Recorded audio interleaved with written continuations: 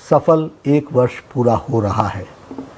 इस अवसर पर मैं लोकप्रिय प्रधानमंत्री श्री नरेंद्र मोदी जी को भारतीय जनता पार्टी के राष्ट्रीय अध्यक्ष के नाते करोड़ों करोड़ों भाजपा कार्यकर्ताओं की तरफ से बहुत बहुत बधाई देता हूँ।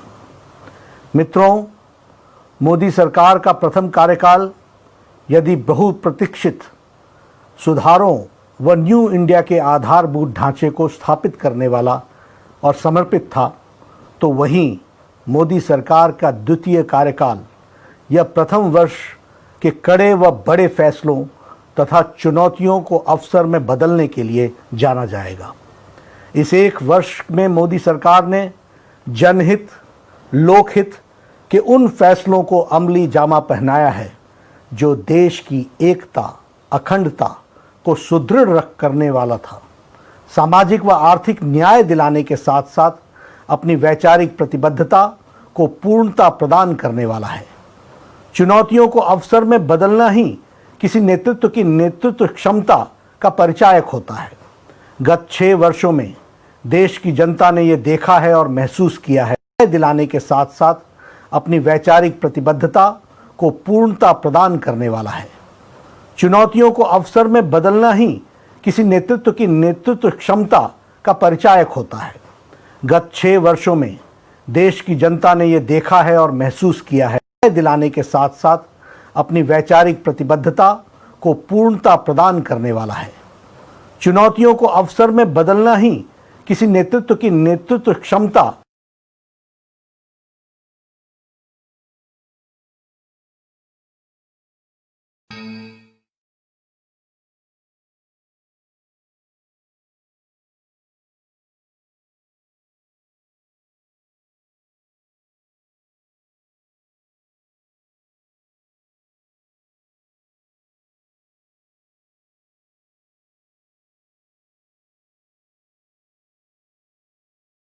कोरोना के विरुद्ध शंखनाद किया है, वह अद्भुत था।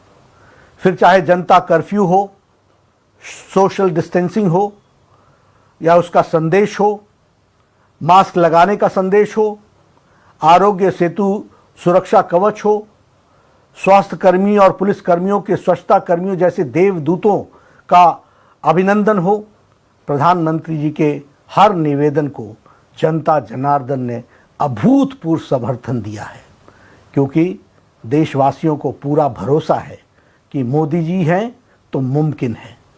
स्पष्ट नीति, सटीक निर्णय लेकर प्रधानमंत्री जी ने दुनिया को दिखा दिया है कि भारत ऐसी समस्याओं से भी मजबूती के साथ लड़ने और उसने निपटने का सक्षम है।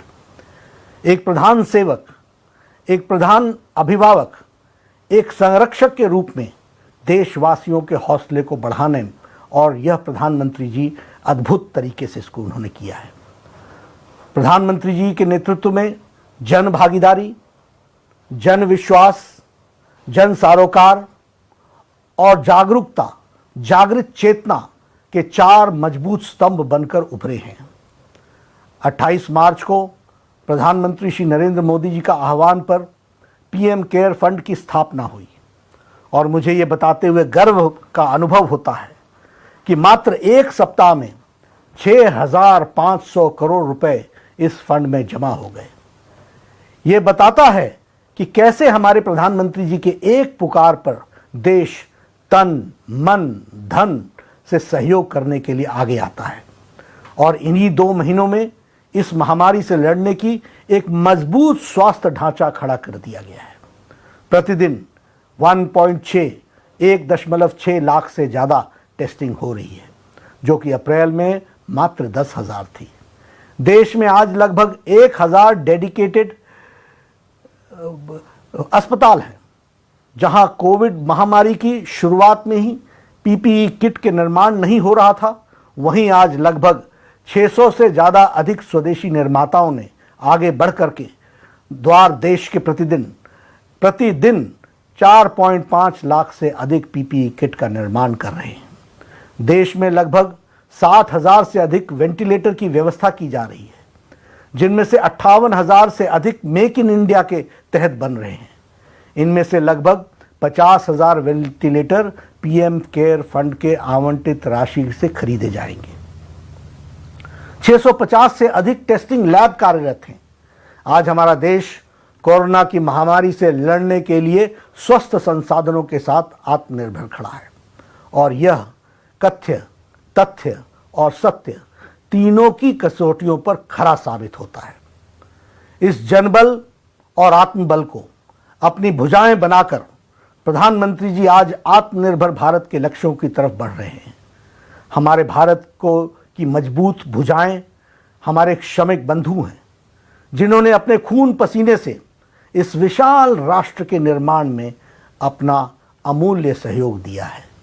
आज इस विपदा की घड़ी में आदरणीय प्रधानमंत्री जी के नेतृत्व में हमारी पूरी सरकार ने हर प्रवासी मजदूर को उनके गंतव्य स्थान तक पहुंचाने का प्रयास किया है और अपने इस संकल्प में हम दिन प्रतिदिन नई नीतियों और सुझावों को समाहित करते हुए और इसको सरल और प्रभावी करने की कोशिश कर रहे हैं। साथ ही विदेशों में रह रहे प्रवासी भारतीयों को और जो विद्यार्थी हैं को स्वदेश लाने का भी प्रयास सरकार वंदे भारत मिशन के तहत किया जा रहा है। कोरोना संकट में पटरी से उतरी हुई भारतीय अर्थव्यवस्था को सुचारू करने के लिए भारत के प्रधानमंत्री श्री नरेंद्र मोदी जी ने स्वदेशी और स्वावलंबन का नारा देते हुए देश की आत्मबल को पुनर्जागृत किया है। साथ ही लोकल के लिए वोकल का नारा देकर के स्थानीय उद्यमों को बढ़ावा देने की ज़रूरत पर बल दिया है। यह एक लंबी लड़ाई है जिसमें हम सबको सोशल डिस्टेंसिंग, फेस कवर और संयम के साथ आगे बढ़ना है। आपको स्मरण होगा कि प्रधानमंत्री जी ने पद पर शपथ लेने के पश्चात अपने को प्रथम संबोधन में ही उन्होंने कहा था कि मेरी ये सरकार गरीबों को समर्पित है। इसी संकल्प को ध्यान में रखते हुए इस विषम परिस्थिति में भी प्रधानमंत्री जी ने 26 मार्च 2020 को ही 1,70,000 करोड़ का प्रावधान गरीब कल्याण योजना के तहत घोषित किया था, जिसके तहत डायरेक्ट बैंक ट्रांसफ़र के माध्यम से देश के लगभग 9 करोड़ से अधिक लोगों के खातों में किसान सम्मान निधि के तहत 2,000 रुपये प्रति व्यक्ति की राशि भेजी गई। पहले गरीब रहता था फाके में, अब धन जाता है सीधे उसके खाते में। 80 करोड़ लोगों को 5 किलो गेहूं और 1 किलो दाल अगले 3 महीने तक, यानी गरीब परिवार को मुफ्त राशन भी देश में 1 नेशन 1 राशन कार्ड। 3 करोड़ दिव्यांगों को, बुजुर्गों और विधवाओं को उनके अकाउंट में 1-1 हज़ार रुपये की आर्थिक सहायता पहुंचाई गई है। जनधन खाता धारकों को नकदी का संकट न आए, इसलिए प्रधानमंत्री गरीब कल्याण योजना के तहत 20 करोड़ जनधन खाता धारक बहनों को, माताओं को, महिलाओं को उनके खाते में 500 रुपये की सहायता राशि 3 महीने तक भेजी जाएगी। 8 करोड़ गरीब परिवारों को 3 माह के लिए उज्ज्वला योजना के तहत फ्री गैस सिलेंडर दिए जाएंगे। मनरेगा के तहत मजदूरी को 182 रुपये प्रतिदिन से बढ़ाकर 202 रुपये प्रतिदिन का कर दिया गया है, जिससे 13.62 करोड़ परिवार लाभान्वित होंगे। मोदी जी ने मनरेगा को भारत के इतिहास में सबसे अधिक 1 लाख करोड़ रुपए का आवंटन किया है। कोरोना महामारी से लड़ रहे स्वास्थ्य कर्मियों को 50 लाख रुपए का बीमा दिया गया है। आदरणीय प्रधानमंत्री जी ने विश्व के सबसे बड़े होलिस्टिक कोविड रिलीफ पैकेज की घोषणा की है। आदरणीय प्रधानमंत्री जी ने देश के सभी वर्गों को इस कठिन समय में सहायता पहुंचाने के लिए 20 लाख करोड़ के आत्मनिर्भर पैकेज दिए हैं और इस पैकेज के अंतर्गत एमएसएमई के 3 लाख करोड़ रुपए का कोलेटरल फ्री लोन देने का भी व्यवस्था की है। किसान क्रेडिट कार्ड हेतु 2 लाख करोड़ रुपए की राशि आवंटित की गई है। कृषि के आधारभूत ढांचे के निर्माण के लिए 1 लाख करोड़ रुपए दिए गए हैं। रेहड़ी पटरी वालों के लिए उनको कर्ज देने के लिए 5,000 करोड़ रुपए आवंटित किए गए हैं, जिससे 50 लाख स्ट्रीट वेंडर्स को लाभ होगा। प्रवासी मजदूरों के भोजन एवं उनके रुकने की व्यवस्था हेतु 3,500 करोड़ रुपए दिए गए हैं।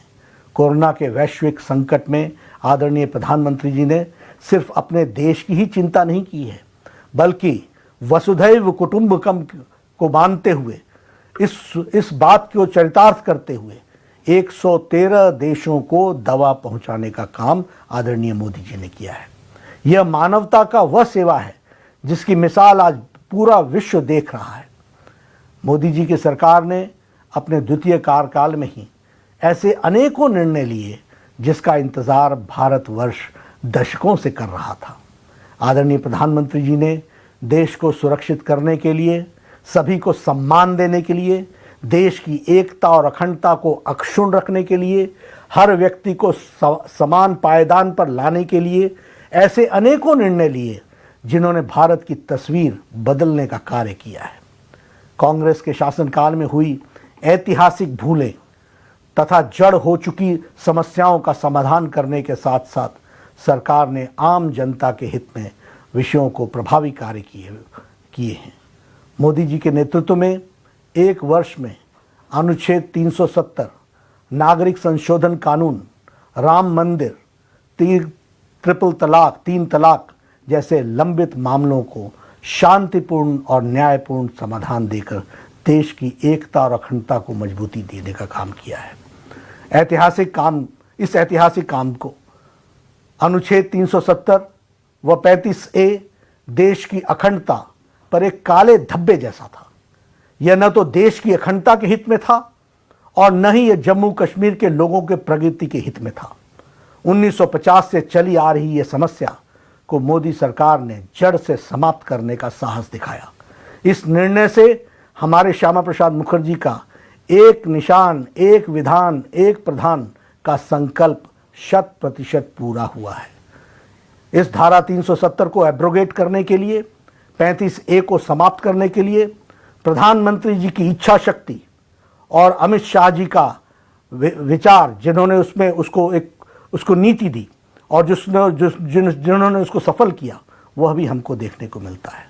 और आप जब जम्मू कश्मीर, लद्दाख क्षेत्र की क्षमता को देश की मुख्य धारा में शामिल हो गई है, इस निर्णय से प्रधानमंत्री ने वह के वंचित, शोषित, पिछड़े समाज को उनके संवैधानिक अधिकार देने का रास्ता साफ किया है, जिससे उन्हें दशकों तक वंचित रखा गया था। नागरिक संशोधन कानून जनता से किए गए वायदे को जनता का आदेश पत्र मानकर मोदी सरकार ने नागरिकता संशोधन कानून भी संसद में पास कराया है। इसके तहत पाकिस्तान, अफगानिस्तान और बांग्लादेश से प्रताड़ना के शिकार भारत में रह रहे हिंदू, बौद्ध, सिख, ईसाई और पारसी शरणार्थियों को हिंदुस्तान की नागरिकता देने का प्रावधान किया गया है। 3 तलाक कानून मोदी सरकार ने अपने दूसरे कार्यकाल में सबसे पहले हमारी मुस्लिम बहनों को, मुस्लिम माताओं को 3 तलाक से मुक्ति दिलाने का कदम उठाया है और बरसों से चली आ रही 3 तलाक की कुप्रथा को खत्म किया है। राम मंदिर मामले को समाधान भारतीय जनता पार्टी शुरुआत से ही संविधान की व्यवस्था के तहत रामलला के भव्य मंदिर के लिए प्रयासरत थी, जबकि कांग्रेस बार बार इसमें अड़ंगा लगा रही थी। वर्षों बाद देश की सर्वोच्च अदालत की 5 जजों ने सबने एक साथ मिलकर उस बेंच ने सर्वसम्मति से विवादित जमीन को पर रामलला के पक्ष में निर्णय दिया है और 135 करोड़ भारतीयों का सपना साकार हुआ है। प्रधानमंत्री जी के नेतृत्व में सरकार ने भव्य मंदिर के निर्माण के लिए श्री राम जन्मभूमि तीर्थ क्षेत्र का गठन किया है और इसके लिए तीर्थ क्षेत्र की पूरी भूमि आवंटित की है। जल्द ही राम मंदिर का सपना साकार होगा, भव्य मंदिर वहाँ बनेगा। उसी प्रकार आतंकवाद पर लगाम लगाने के लिए UAPA एक्ट घोषणा पत्र में किए गए वायदे के अनुरूप मोदी सरकार ने आतंकवादियों पर कड़े प्रहार के लिए विरुद्ध क्रियाकलापों के निवारण संशोधन के विधेयक UAPA को मंजूरी दी और इसे संसद में पारित किया। अपनी दूरदर्शी नीतियों से टीम इंडिया की भावना सुदृढ़ करते हुए मोदी जी ने सरकार में भारत के लोकतंत्र को एक नई दिशा दी है जनहित की भावना, देशहित की लालसा, सबका साथ, सबका विकास का संकल्प देश के अंतिम छोर पर खड़े गरीब के जीवन स्तर को बेहतर बनाने की इच्छा शक्ति मोदी जी की कार्यशैली में साफ नजर आती है। देश के लिए यह गौरव का क्षण है जब 2014 में जन जन के नेता बनकर भारत के प्रगति पथ पर आगे बढ़ने वाले प्रधानमंत्री श्री नरेंद्र मोदी जी आज देश का नेतृत्व कर रहे हैं। मैं पुनः भारतीय जनता पार्टी की ओर से आदरणीय प्रधानमंत्री श्री नरेंद्र मोदी जी को और उनकी सरकार को, सभी सदस्यों को इस अभूतपूर्व सफल और निर्णायक एक साल के लिए हार्दिक अभिनंदन करता हूं। आदरणीय मोदी जी के नेतृत्व को कोटि कोटि वंदन करता हूं। और यही मेरे दोस्तों, मेरे सभी कार्यकर्ता बंधु, हम उनके बताए रास्ते पर और ताकत के साथ चले, यही मेरा निवेदन है। जय हिंद।